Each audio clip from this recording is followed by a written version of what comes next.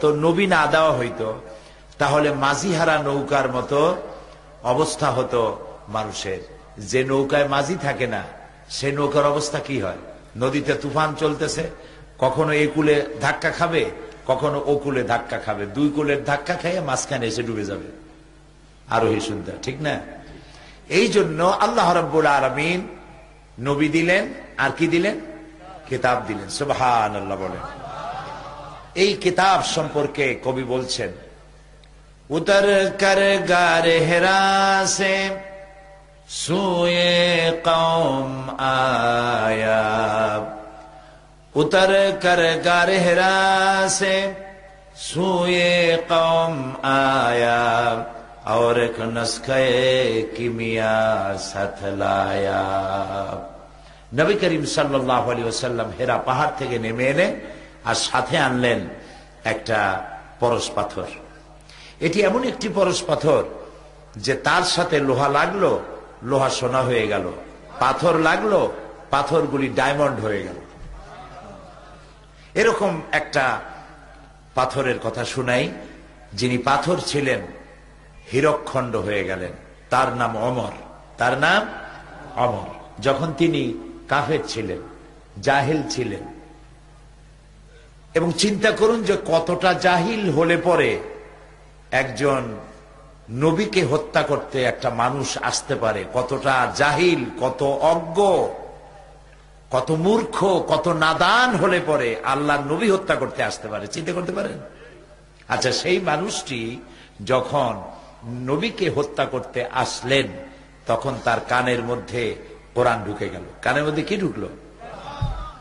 তিনি যখন শুনলেন, তাহা মা আনজালনা আলাইকাল কুরআনা লিতাশকা, কোরআনের আয়াত কানের মধ্যে ঢুকে কলজের মধ্যে গিয়ে ঢুকছে। হযরত ওমর বোন রে ভগ্নিপতি রে পিটাই টিটাই থুইয়া তারপরে কোরআনের আওয়াজ শুনতে পেয়ে বুঝতে পারলো যে নিশ্চয়ই এরা জান দিতে চায়, তবু কোরআন ছাড়বে না। কি মজা এই কোরআনে, আমাকে নিয়ে চলো মুহাম্মদ সাল্লাল্লাহু আলাইহি সাল্লামের কাছে। নবী করিম সাল্লাল্লাহু আলাইহি সাল্লাম তখন বসা ছিলেন কয়েকজন সাহাবী নিয়ে গোপন একটা ঘরে। হযরতে আলী বলছেন, হযরত হামজা বলছেন, ইয়া রাসূলুল্লাহ, আমি দেখতে পাচ্ছি ওমর আসতেছে তরবারি নিয়ে, আমাকে হুকুম করুন, আমি তাকে দেখে নেই। রাসূলুল্লাহ বললেন, না, আসতে দাও, তাকে আসতে দাও। হযরত ওমর তরবারি হাতে নিয়ে, তরবারিটা হাতে আছে, ওই অবস্থায় ঢুকেছে।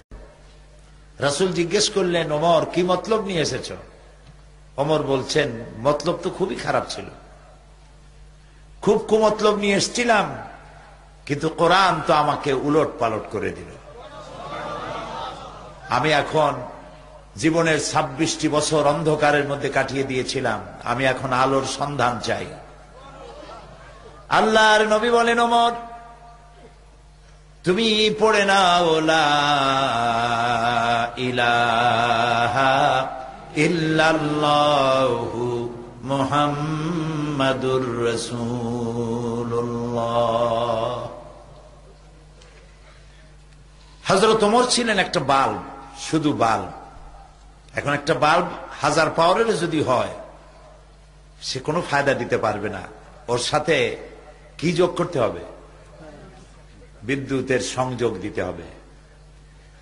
হযরত ওমর ছিলেন লক্ষ কোটি পাওয়ারের একটা বাল্ব।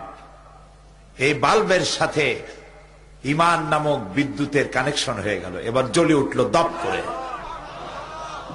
হযরত ওমর রাদিয়াল্লাহু তাআলা আনহু জিজ্ঞেস করলেন, হে রাসূল, যে দ্বীনের উপর ঈমান আনলাম, এই দ্বীন কি হক? রাসূলুল্লাহ বলছেন, হ্যাঁ, এটা হক। যে আল্লাহর উপরে অদেখা আল্লাহরে বিশ্বাস করলাম, যারে আমিও দেখিনি, আমার বাপেও দেখে নেই, আল্লাহ কি হক? রাসূলুল্লাহ বললেন, হক। হে রাসূল, আপনার উপরে যে আখিরি জামানার নবী হিসেবে বিশ্বাস করলাম, আপনি কি হক? রাসূলুল্লাহ বললেন, আমি নবী হক। হযরত ওমর বললেন, আল্লাহ হক, কোরআন হক, দ্বীন হক, নবী হক, তাহলে ইসলামের দাওয়াত এই গোপনে কেন? আপনি আমাকে হুকুম করুন, এ দাওয়াত আমি কাবার সামনে গিয়ে দাঁড়ায় দেব। রাসূলুল্লাহ হুকুম করলেন, হযরত ওমর কাবার সামনে আসলেন। কাবা শরীফের সামনে এসে হযরত ওমর বলেন, হে কুরাইশের নেতারা শোনো, তোমাদের দ্বারা প্ররোচিত হয়ে আমি আল্লাহর নবীকে হত্যা করতে আসছিলাম, কিন্তু আমি নবীকে হত্যা করতে পারি নাই। নবীর তাওহীদের তরবারিতে আমার জাহালাতের কল্লা কাটা গিয়েছে, আমি মুসলমান হয়ে গিয়েছি। এখন যদি ইসলামের বিরুদ্ধে কেউ টু শব্দ করো, যদি বাধা দিতে আসো, আমার তরবারি তারে ক্ষমা করবে না। যেই তরবারিটা ছিল ইসলামের বিরুদ্ধে, সেই তরবারিটা চলে আসলো ইসলামের পক্ষে। সুবহানাল্লাহ। এখন এই পাথর লোহা রূপী ওমর কি হয়ে গেলেন দেখেন। রাসূলুল্লাহ বললেন, এক পর্যায়ে গিয়ে এক সময় রাসূলুল্লাহ বললেন, লা নবিয়্যা বা'দি ওয়ালা রাসূলা, আমার পরে নবীও হবে না, আমার পরে রাসূলও হবে না। আমার পরে যদি আল্লাহ কাউকে নবী বা রসুল বানাতেন, লাকানা ওমর, ওমরের আল্লাহ নবী বানাই দিতেন। দেখলেন এই কোরআন শরীফ কি পারে, দেখতে পারলেন? সুবহানাল্লাহ বলবেন না? এই কোরআন কি বানাই দিল? লোহারে সোনা বানাইলো, সোনারে হীরক খণ্ডে পরিণত করে দিল। এখন দেখেন হযরত ওমর কোথায় চলে গেছেন? রাসূলুল্লাহ নাই, হযরত আবু বকরও নাই। এখন হযরত ওমর রাদিয়াল্লাহু তাআলা আনহু তিনি হয়েছেন মুসলিম জাহানের খলিফাতুল মুসলিমিন, আমিরুল মুমিনিন, অর্ধেকটা পৃথিবীর বাদশাহ, প্রেসিডেন্ট। হযরত আলী রাদিয়াল্লাহু তাআলা আনহু বলেন, এই সময় আমি একদিন রাত্রে স্বপ্নে দেখছি যে আমি যেন রাসূল করিম সাল্লাল্লাহু আলাইহি ওয়াসাল্লামের পেছনে ফজরের নামাজ পড়ছি। এটা কি দেখতেছেন তিনি? স্বপ্ন। ফজরের নামাজ শেষ হয়ে গেছে, রাসূলুল্লাহ সালাম ফিরে পিছনের দিকে ফিরে বসছেন। মাসনুন দোয়াগুলি সাহাবায়ে কেরাম পড়া শুরু করেছে। হযরত আলী বললেন, আমিও সুন্নত দোয়াগুলি পড়ে বেরিয়ে গেছি মসজিদ থেকে। যেই না বেরোলাম, তখন দেখি মসজিদের দরজার কাছে এক বুড়ি দাঁড়ানো, হাতে বড় একটা পাত্র খোরমা ভরা। বুড়ি বলছে, আলী তুমি এই ঘরের মধ্যে, মসজিদের মধ্যে আবার ঢোকো, এই পাত্রটা নিয়ে যাও, এর মধ্যে আমার নতুন বাগানের খোরমা ভরা। হযরত ওমরকে বলো, রাসূলুল্লাহকে বলো, তিনি যেন নিজে খান এবং সাহাবায়ে কেরামদের মধ্যে ভাগ করে দেন, তাহলে আমার বাগানে খোরমায় বরকত হবে। হযরত আলী রাদিয়াল্লাহু তাআলা আনহু মসজিদের মধ্যে ঢুকলেন এবং রাসূলুল্লাহকে পাত্রটা দিলেন। রাসূলুল্লাহ পাত্রটা হাতে নিয়ে একটা খোরমা হযরত আলীর মুখের মধ্যে দিয়ে দিলেন। হযরত আলী খোরমাটা চিবোচ্ছেন, এমন সময় ফজরের আজান হয়ে গেল, ঘুম ভেঙে গেল। হযরত আলীর ঘুম ভাঙছে ঠিকই, কিন্তু রাসূলের হাতের দেওয়া খোরমার স্বাদ হযরত আলীর মুখের মধ্যে তখনও ছিল। তিনি উজু করে মসজিদে নববীর মধ্যে চলে গেলেন, যে দেখছেন হযরত ওমর ইমামতির জায়গায় দাঁড়ানো। ইকামত হয়ে গেল, নামাজ শেষ। হযরত ওমর পিছনে ফিরে বসছেন। হযরত আলী রাদিয়াল্লাহু তাআলা আনহু তিনি সুন্নত দোয়াগুলি পড়ে মসজিদ থেকে বেরিয়েছেন। গেটের সামনে গিয়ে দেখেন এক বুড়ি দাঁড়ানো, হাতে এক পাত্র খোরমা। এখন কি স্বপ্ন না বাস্তব? এখন এটা বাস্তব। বুড়ি বলছেন, ওমর, হে আলী, এই খোরমাগুলি নিয়ে যাও, আমার নতুন বাগানের খোরমা নিয়ে হযরত ওমরকে দাও, তিনি নিজে খাবেন আর রাসূলুল্লাহর সাহাবীদের মধ্যে ভাগ করে দেবেন, তাহলে আমার খোরমার বাগানে বরকত হবে। হযরত ওমর চিন্তা করছে, স্বপ্নে দেখলাম, স্বপ্ন এরকম বাস্তব হয় নাকি? সাথে সাথে কি আশ্চর্য। তিনি খোরমা নিয়ে গেলেন ভিতরে, হযরত ওমরকে দিলেন আর ঘটনাটা শুনাইলেন। হযরত ওমর পাত্রটা হাতে নিয়ে একটা খোরমা উঠাইয়া হযরত আলীর মুখের মধ্যে দিয়ে দিলেন। হযরত আলী খোরমাটা খেতে খেতে বললেন, ইয়া ওমর জিদনি তামরাতান উখরা, হে ওমর এই খোরমার জাতটা খুব ভালো, এত সুন্দর মিষ্টি লাগতেছে, তুমি আমার একটা বেশি দাও। আমার যদি দুই একটা বেশি দাও তাহলে কারো ভাগে কম পড়বে না, খোরমা তো বেশি আছে, আমাদের দাও না একটা বেশি। হযরত ওমর বলছেন, ইয়া আলী লাউ আন্না রাসূলুল্লাহ সাল্লাল্লাহু আলাইহি ওয়াসাল্লাম যাদাক লাজিদনাক। হে আলী, স্বপ্নের ভিতরে রাসূলুল্লাহ যদি তোমারে একটার বেশি খোরমা দিতেন, আমিও তোমারে একটার বেশি খোরমা দিতাম। হযরত আলী চোখ গেছে এত বড় হয়ে, কয় কি? হযরত আলী বলছেন, ইয়া ওমর আহিয়া রুইয়া রাআইতাহা আম হিয়া গায়বুন আমিত্তালাতা আলাইহি। হে ওমর, এটা কি তুমি আমার মতো স্বপ্নে দেখছো, না গায়ব থেকে তোমাকে জানানো হয়েছে? তুমি জানলা কেমনে যে রাসূলুল্লাহ আমারে একটা খোরমা দিছিলেন? হযরতে ওমর বলছেন, ইয়া আলী ওয়াল্লাহি মা হিয়া রুইয়া ওয়ালা গায়ব। হে আলী, আল্লাহর কসম, এটা স্বপ্ন নয়, আমি তোমার মতো স্বপ্নেও দেখি নাই, আর গায়েব থেকেও আমাকে এটা জানানো হয়নি। ওয়ালাকিন্নাল মুমিনা ইযা আখলাসা কলবাহু ইয়ারা বিনুরিল্লাহ। আসল কথা হচ্ছে, একজন আল্লাহর বান্দা যখন আল্লাহর জন্য হয়ে যায়, একজন আল্লাহর গোলাম যখন আল্লাহর জন্য নিবেদিত হয়ে যায়, তখন আল্লাহর সাহায্যই সে দেখতে পায়। সুবহানাল্লাহ। এবার চিন্তা করুন, হযরত ওমর কোথায় ছিল, কোরআন তাকে কোথায় উঠায় দিল। সুবহানাল্লাহ বলবেন না? এই জন্য কোরআনের সাথে যদি কেউ আদব রক্ষা করে, কোরআনকে সম্মান করে, কোরআন অনুযায়ী জীবন চালায়, আল্লাহ তাআলা সে যদি জিরো থাকে আল্লাহ তারে হিরো বানায় দেন। সুবহানাল্লাহ। আর যদি কোনো হিরো কোরআনের সাথে বেয়াদবি করে, তাহলে আল্লাহ তাআলা তাকে হিরোরে কি বানায়? শূন্যের কোটায় পৌঁছায় দেয়, পচায় দেয়। দুনিয়ায় কোনো নাম থাকে না, কামও থাকে না, বদনাম, কেউ সম্মান করে না। এগুলি আমরা দেখছি, ইতিহাসেও পড়েছি, চোখেও দেখছি। প্রিয় ভাই সব, তো এই কোরআন আসলো পৃথিবীর মানুষের কল্যাণের জন্য। আলহামদুলিল্লাহ বলেন, সবাই বলেন আলহামদুলিল্লাহ।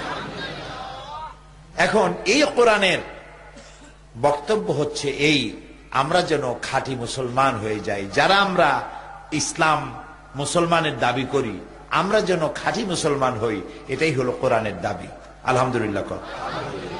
আল্লাহ রাব্বুল আলামিন বলেন, ইয়া আইয়ুহাল্লাযীনা আমানু দুখুলু ফিস-সিলমি কাফা ওয়া লা তাত্তাবি'উ খুতুওয়াতিশ শাইতান ইন্নাহু লাকুম আদুউম মুবিন।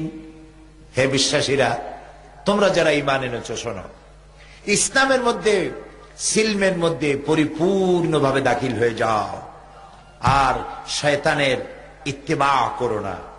শয়তান তোমাদের প্রকাশ্য দুশমন। আমাদের দুশমনকে শয়তান, বন্ধুকে আল্লাহ এবং তার রাসূল। বন্ধুকে বলেন আল্লাহ এবং তার রাসূল, আর শত্রুকে শয়তান। শয়তানরে যদি আপনি শত্রু বানাইতে পারেন, তাহলে আল্লাহ এবং রাসূল আমাদের জন্য কি হবেন? বন্ধু হবেন। আর আল্লাহ রাসূলের সাথে যদি নাফরমানি করেন, তাহলে শয়তান কি হবে? বন্ধু হবে। আর শয়তান যদি বন্ধু হয়, তাহলে খাসিরাত দুনিয়া ওয়াল আখিরা, যালিকা হুয়াল খুসরানুল মুবিন। আমও যাবে, সালাও যাবে, কিছুই থাকবে না। এখন আমি আপনাদের কাছে জিজ্ঞেস করতে চাই, আমরা কারে বন্ধু বানাইতে চাই, আল্লাহরে না শয়তানরে? যারা জবাব দিলেন না তারা কিন্তু বিপদে পড়বেন। কোন কোন প্রশ্ন আছে সাথে সাথে জবাব দিতে হয়, তা না হলে ফেরেশতারা গরম চোখে তাকায়, এ বেটা কথা কয় না কেন? কথা বুঝছেন না? ফেরেশতারা আছে না আমাদের মধ্যে? আছে। তাহলে বলেন, বন্ধু বানাবেন কারে আর শত্রু বানাবেন কারে? এখন আল্লাহরে বন্ধু বানাইতে হইলে কি কি করা লাগে, আর শয়তানরে দুশমন বানাইতে হইলে কি কি করা লাগে, সেই ব্যাখ্যাটা না জানলেই মানুষ নিজের অজান্তেই শয়তানরে বন্ধু বানাবে, আল্লাহরে দুশমন বানাবে। যেমন মানুষ আর পশু, মানুষ আর পশু, মানুষ আর পশু এ দুইয়ের খাসলত কি এক হওয়া উচিত? বলেন, উচিত না। কিন্তু মানুষ যদি না জানে পশুর চরিত্র কি, এটা যদি মানুষের না জানে, তাহলে সে অজান্তেই পশুর কাজ সে করে বসবে। যেমন মুসলমান আর কাফের, মুসলমান যদি না জানে ইসলাম কি আর কুফরি কি, তাহলে সওয়াবের নিয়তেই সে কুফরি করবে, শিরক করবে, বিদআত করবে। কথা কি বুঝে আসতেছে? কথা কি বোঝেন? আলহামদুলিল্লাহ, বুঝলেই ভালো, আর না বুঝলে বেড়া ছাড়া হবে, না হয় ছাড়া বেড়া হবে, ঠিক না? প্রিয় ভাই সব, আল্লাহ তাআলা বলছেন ইসলামের মধ্যে পরিপূর্ণ দাখিল হও। আমাদেরকে বলতেছে, বলেন তো কাদেরকে বলতেছে? আমাদেরকে বলতেছে। এখন আমরা তো সবাই মুসলমান এবং ইমানদার, ইমানদারদেরকে বলছেন ইসলামের মধ্যে ঢোকো। কারণ হলো এই আল্লাহ রাব্বুল আলামিন বলেন, وَمِنَ النَّاسِ مَن يَقُولُ آمَنَّا بِاللَّهِ وَالْيَوْمِ الْآخِرِ وَمَا هُمْ بِمُؤْمِنِينَ। মানুষের মধ্যে এমন বহুত মানুষ আছে যারা বলে, লোকেদের মধ্যে এমন বহু লোক আছে যারা বলে যে আমরা আল্লাহর উপর ঈমান এনেছি, পরকালেও বিশ্বাস করেছি। এরা আল্লাহ বলেন কি? ওমা হুম বিমুমিনিন, এরা মুমিন না। এগুলো কি? মুমিন না। তো আল্লাহ তাআলার উপরে ঈমান আনার পরে আল্লাহ তাআলা বলছেন এরা মুমিন না। কারণ হলো ঈমানের দাবি করে ঠিক, কিন্তু ঈমানের কাম করে না। বহুত মুসলমান এমন আছে নামাজ পড়ে, রোজা রাখে, কিন্তু জমিনের আইল ঠেলে। অবশ্য বৈরাগী বাজারে এরকমের লোক নাই, জমিনের আইল ঠেলালো আছে, ঠেলে। নামাজ পড়ে রোজাও রাখে, ওজনে কম দেয়। নামাজ পড়ে রোজাও রাখে, খাদ্যে ভেজাল দেয়। নামাজ পড়ে রোজাও রাখে, বউর বেপর্দা রাখে। নামাজ পড়ে রোজাও করে, হজও করে, কিন্তু মিথ্যা কথা বলে, ওয়াদা খেলাপ করে, আমানতের খেয়ানত করে। এরকম লোক আছে? আছে। তাহলে বুঝতে হবে যে ঈমানের দাবি করলে ঈমানদার হওয়া যায় না, যতক্ষণ পর্যন্ত ঈমানের শর্তগুলি পালন করা না হয়। ঈমানের শর্ত পালন করতে হবে। প্রিয় ভাই সব, আল্লাহ তাআলা বলছেন পরিপূর্ণরূপে ইসলামের মধ্যে দাখিল হয়ে যাও। মিথ্যা কথা বলো না। মিথ্যা কথা হচ্ছে গুনার মা। মিথ্যা কথা কি?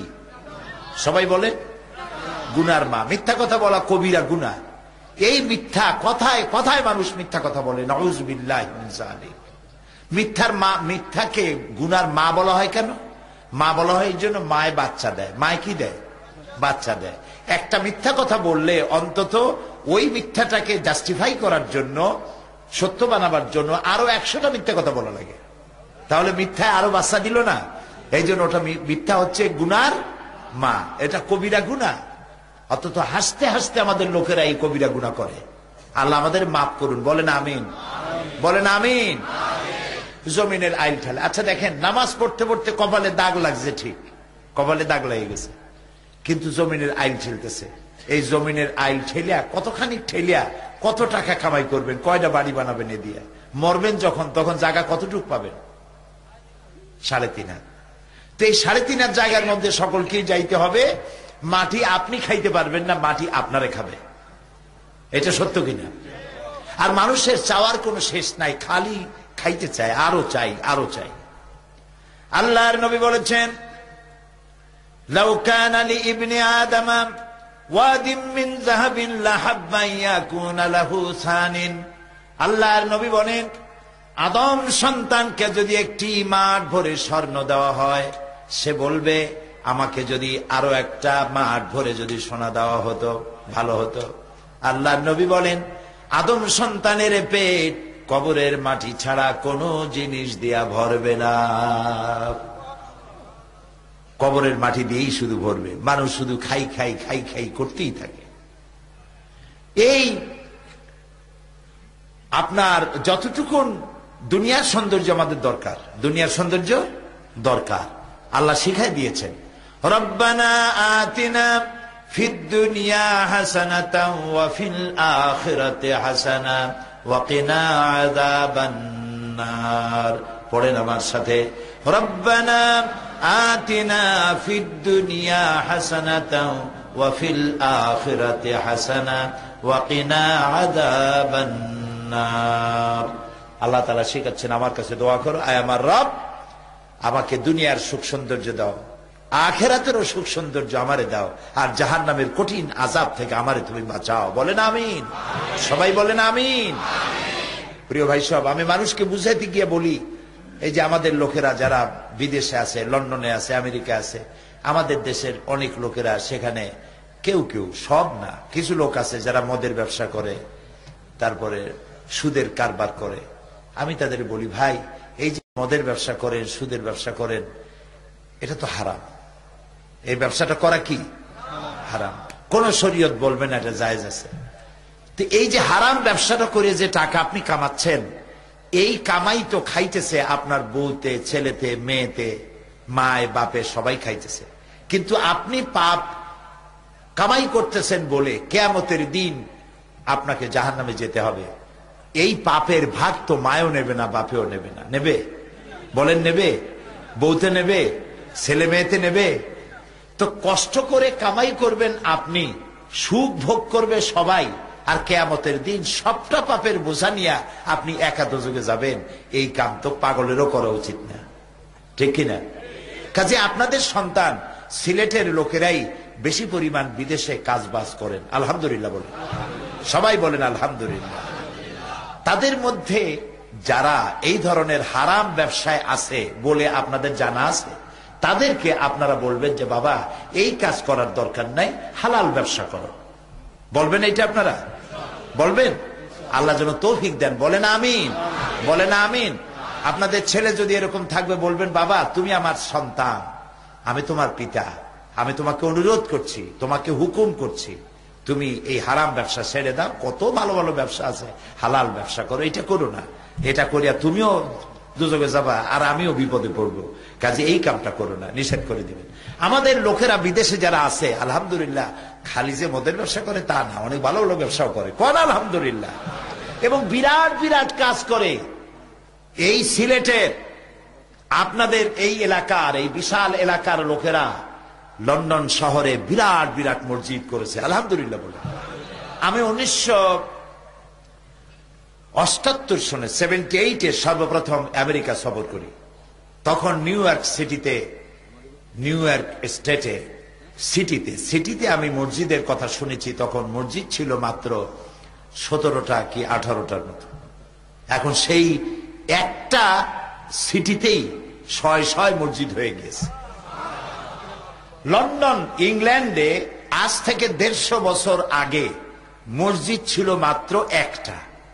সেই ইংল্যান্ডে এখন মসজিদের সংখ্যা 8000 ছাড়াই গেছে। এরকম আসতে সুবহানাল্লাহ কইলেন, জোরে বলেন আলহামদুলিল্লাহ। এই সিলেটের লোকেরা করেছে, তারা যা কামাই করে, রোজগার করে, তার থেকে একটা বিরাট অংশ মাদ্রাসা মসজিদে সমানে দিতে থাকে। লন্ডনের সব থেকে বড় মসজিদ বাংলাদেশিরা করেছে, এই সিলেটের লোকেরাই করেছে, বেশিরভাগ সিলেটি। সেটা হলো ইস্ট লন্ডন মসজিদ। ইস্ট লন্ডন মসজিদ ইউরোপের সব থেকে বড় মসজিদ। 10,000 লোক মসজিদের ভেতরে নামাজ পড়তে পারে। এখন চিন্তা করেন, 10,000 লোক একটা মসজিদের মধ্যে নামাজ পড়তে হলে মসজিদটা কত বড়। বাংলাদেশি টাকায় খরচ হয়েছে প্রায় 120 কোটি টাকার মতো খরচ বাংলাদেশি টাকায়। সেখানে আমি কালেকশন করেছি, অন্যরা করেছে। মসজিদে যখন টাকা চেয়েছি, মাহফিল করেছে, আমাকে নিয়ে মাহফিল করেছে। যখন টাকা চেয়েছি, মহিলারা, সিলেটি মহিলারা গলার হার, হাতের চুড়ি, কানের দুল খুলে খুলে দিয়ে দিয়েছে। পুরুষেরা কামাই করা টাকা উড়ি উজাড় করে দিয়েছে, লক্ষ লক্ষ পাউন্ড দিয়েছে। সুবহানাল্লাহ, সুবহানাল্লাহ। গির্জাগুলি মসজিদ হয়ে গিয়েছে, আলহামদুলিল্লাহ, বহুত গির্জা, আলহামদুলিল্লাহ। এই বিরাট কাজ প্রবাসী মুসলমানরা বিদেশে করতেছে, আলহামদুলিল্লাহ বলেন।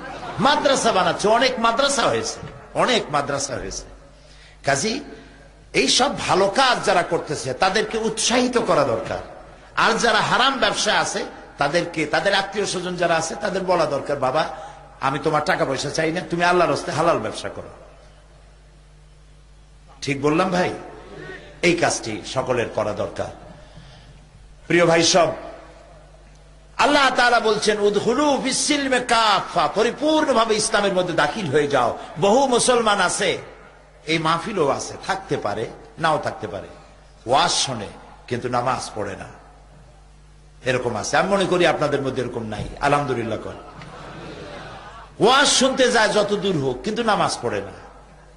তা নামাজ পড়া হলো ফরজ, ওয়াজ শোনা নফল।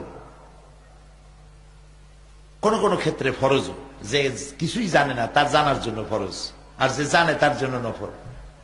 তো ওয়াজ শুনতে আসলেন, নামাজ পড়লেন না। আচ্ছা আপনারা বলেন তো, শয়তান আল্লাহর হুকুম ভঙ্গ করছিল কয়টা? মাত্র একটা। আচ্ছা এবার বলেন তো, 24 ঘন্টার মধ্যে ফরজ নামাজ কয় ওয়াক্ত? 5 ওয়াক্ত নামাজের মধ্যে আল্লাহর হুকুম কয়টা? ফরজ কয়টা? 17টা। 17টা। 5 ওয়াক্ত নামাজের মধ্যে আল্লাহর 17টা হুকুম ফরজ। শয়তান সারা জীবনে আল্লাহর হুকুম লঙ্ঘন করেছে মাত্র একটি। আর যে ব্যক্তি নামাজ পড়ে না, সে দৈনিক দৈনিক আল্লাহর 17টা হুকুম ভঙ্গ করে। শয়তান বেনামাজিরি দেখা দূরের থেকে সেলুট মারে, বলে বাবা তুমি আমার বাপ না, তুমি আমার দাদা। শয়তানে কয় যে আমি মাত্র একটা হুকুম লঙ্ঘন করে শয়তান হয়ে গেছি আর সারা জীবনে, আর তুমি দৈনিক আল্লাহর 17টা হুকুম ভঙ্গ করো, তুমি তো আমার দাদার চাইতেও বড়, কাজে তোমার উপরে আল্লাহর গজব হইতে পারে, এই জন্য আমি তোমার থেকে দূরে থাকবো। শয়তান বেনামাজির কাছে যায় না। ট্রাকের পিছনে দেখছেন লেখা আছে বিপদমুক্ত দূরত্ব বজায় রেখে চলুন। শয়তান বেনামাজি থেকে বিপদমুক্ত দূরত্ব বজায় রেখে চলে। কোন সময় গজব নাজিল হয় তার ঠিক নেই। প্রিয় ভাই সব, নামাজ আল্লাহ ফরজ করেছিলেন কয় ওয়াক্ত? না, জি আপনি ঠিক কইছেন, 50 ওয়াক্ত নামাজ আল্লাহ ফরজ করেছিলেন। মুসা আলাইহিস সালাম বললেন আল্লাহ আপনারে কি উপহার দিল? তিনি বললেন আল্লাহ 50 ওয়াক্ত নামাজ দিচ্ছে। কয় যে সর্বনাশ হয়ে গেছে, সর্বনাশ হয়ে গেছে। আপনার উম্মত 50 ওয়াক্ত নামাজ পড়তে পারবে না, আপনি কমান, আল্লাহরে কন, আল্লাহ কমাই দিক। তারপরে 40 হইল, 30 হইল, এরপরে হইল 5। মুসা আলাইহিস সালাম বলেন এবার কত? কয় যে 5। কয় যে এও পারবে না উম্মতের, এও কষ্ট হবে, আপনি কমাই আনেন। নবী করিম সাল্লাল্লাহু আলাইহি ওয়াসাল্লাম বললেন আল্লাহ দিছিলেন আমারে 50, আর আপনি খালি কমান কমান করতে করতে 50 পাশে আনছেন। আমি এখন আল্লাহর সামনে দাঁড়াইতে পারবো না, আমার শরম হয়, আমি কেমনে বলবো যে আরো কমান? আল্লাহ রাব্বুল আলামিন বলেন ও আমার নবী, আমি আপনার উম্মতের জন্য 50 ওয়াক্ত নামাজকে ফরজ করেছিলাম। আপনার দাবি অনুযায়ী 5 ওয়াক্ত আমি ফরজ করে দিলাম, কিন্তু আমি তো বলেছি 50 ওয়াক্ত। যেই সব বান্দারা 5 ওয়াক্ত নামাজ আদায় করবে, ফরজ নামাজ 5 ওয়াক্ত ঠিকভাবে আদায় করবে, 50 ওয়াক্তেরই সওয়াব আমি আল্লাহ তাদেরকে দিয়ে দেব। তাহলে যে ব্যক্তি 5 ওয়াক্ত নামাজ পড়ছে, সে 50 ওয়াক্ত গেইন করতেছে। সুবহানাল্লাহ বলে। 5 ওয়াক্ত যে পড়তেছে, সে 50 ওয়াক্ত গেইন করতেছে, লাভ করতেছে। আর যে পড়তেছে না, সে 50 ওয়াক্ত তো শেষ করতেছে, আরো শয়তানের কাতারে নিজেকে দাঁড় করাচ্ছে। বলেন নাউযুবিল্লাহ। আল্লাহর নবী বলেছেন মান তারাকা সালাতান মুতাআম্মিদান ফাকাদ কাফারা, ইচ্ছে করে যে নামাজ ছেড়ে দিল কাফের হয়ে গেল। বলেন নাউযুবিল্লাহ। সবাই বলেন নাউযুবিল্লাহ। ইচ্ছে করে নামাজ ছেড়ে দিল তো কাফের হয়ে গেল। প্রিয় ভাই সব, লা দীনা লিমান লা সালাতা লাহু, যে ব্যক্তি নামাজ পড়ে না তার কাছে দিন নাই, ধর্ম নাই, ইসলাম নাই, কিচ্ছু নাই। তো নামাজ না পড়লে কি হয়ে যাবে বলেন তো? আপনারা বলেন। রাসূলুল্লাহ বলেছেন নামাজ না পড়লে কি হবে? বিশ্বাস করুন আমার মুসলমান ভাইরা, যারা নামাজ পড়ে না, বালেগ হয়েছে, নামাজ পড়ে না, ইচ্ছে করে নামাজ ছাড়ে, তারা নিজেদেরকে মুসলমান বলে দাবি করার অধিকার হারায় ফেলে। অধিকার নেই। আর একটা কঠিন হাদিস শুনাই, বলবো। রাসূলুল্লাহ বলেছেন যে ব্যক্তি ইচ্ছে করে নামাজ ছেড়ে দেয়, তার উপরে আল্লাহর কোনো দায়িত্ব নাই। ইন্না লিল্লাহি ওয়া ইন্না ইলাইহি রাজিউন। আল্লাহর কোনো দায়িত্ব নাই তার প্রতি। আরেকটি হাদিস হচ্ছে যে ব্যক্তি ইচ্ছে করে নামাজ ছেড়ে দেয়, আল্লাহ এবং রসুলের সাথে তার সম্পর্ক ছিন্ন হয়ে যায়, কাট হয়ে যায়। আমরা কি চাইবো আল্লাহ রসুলের সাথে আমাদের সম্পর্ক নষ্ট হয়ে যাক? চাইবো? তা আমরা কি এখন ওয়াদা করতে পারবো জীবনে আর নামাজ ছাড়বো না? পারবো ওয়াদা করতে? যারা পারবেন শুধুমাত্র তারা, আর যারা পারবেন না তারা নয়। শুধুমাত্র ওই সব লোক হাত উঁচু করবেন যারা ওয়াদা রক্ষা করতে পারবেন। দুই হাত উঁচু করেন।